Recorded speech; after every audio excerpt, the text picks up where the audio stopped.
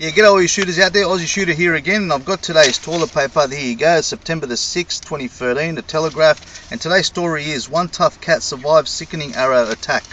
There you go, have a look at that, right there. Okay, this is basically a story that the newspaper has plucked out of obscurity somewhere in New York. And basically it's a story about a couple of people that found a cat. They delivered it to the vet. The cat had an arrow through its gut.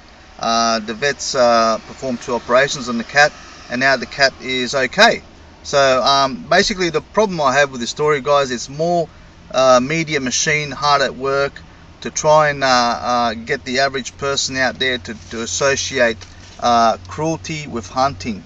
Okay, that's what they're trying to do. They're trying to build an image that hunting is cruel, and I have a real problem with that, because you know, nothing can be further from the truth. Now, while cats do very well as domestic pets, the truth of the matter is, once a cat gets out into the wild, it becomes an absolute menace to our native marsupials and birds. It becomes a killing machine, a pest. These things, these little furry things, are a killer, and that's the truth of it. And you need, all you shooters out there need to be armed with the knowledge, because you're going to be confronted with images like this, and people are telling you you're cruel, you're a killer, whatever it is, and you need to be armed with knowledge and tell people straight how it is, and what it really means. Now, no hunter wants to do this to an animal, okay? No hunter wants to do it to an animal, but unfortunately that sometimes happens, and all of us hunters endeavor to make sure that whenever we shoot at something or shoot arrows at something, that we make sure that we put a well-placed shot in the vitals to provide the most humane kill possible. And that's the facts, and this is the things you need to tell people out there.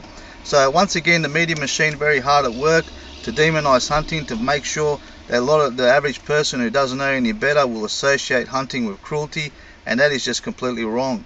And yeah, they'll never show you pictures of animals suffering while they've eaten poisons. They'll never show you pictures of that.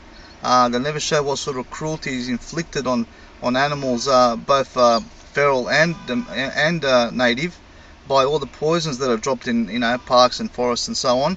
But you know, every time there's an animal, and animal does, you know, it might be a little bit of pain, but doesn't look like it's suffering, and this animal was saved.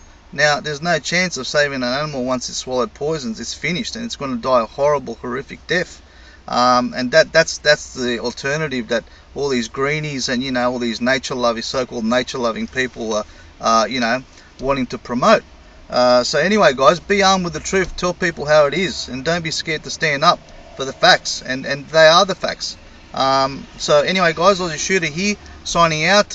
You know, don't let this sort of negative media get to you. And if people confront you with it, mate, tell them how it is.